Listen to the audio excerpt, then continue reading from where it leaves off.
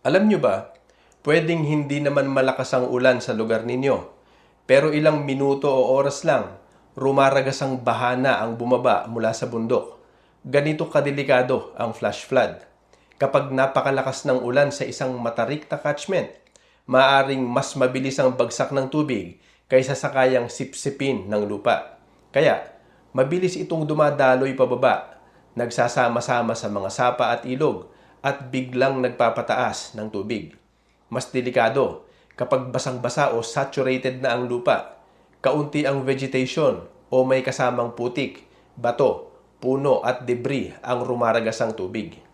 At dito, mahalagang maintindihan ang 100-year rainfall. Hindi ibig sabihin na isang beses lang itong mangyayari kada 100 taon.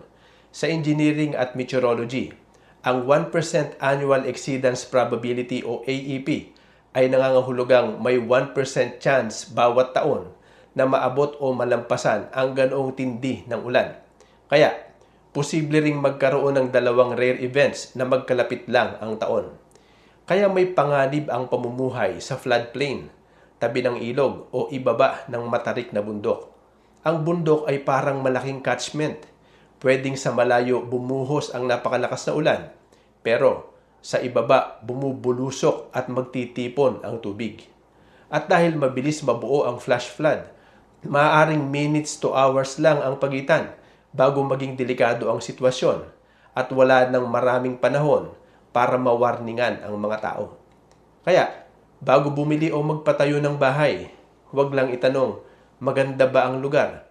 Mas mahalagang itanong, saan pupunta ang tubig kapag dumating ang ulan na bihirang-bihira pero posibleng mangyari?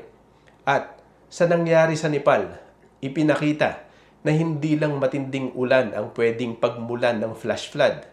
Ayon sa initial expert analysis, posibleng glacier collapse ang nagpasimula ng pangyayari. Bumagsak ang napakalaking yelo at debris, pansamantalang humarang sa daluyan ng tubig. At nang bumigay o umapaw ang natural na bara, biglang rumagasa pababa ang tubig, putik, bato at debris. Kaya, sa mga komunidad sa ibaba ng matataas na bundok, minsan, ang panganib ay nagsisimula kilometro ang layo at mataas sa bundok, bago pa malaman ng mga tao sa ibaba na may paparating na panganib.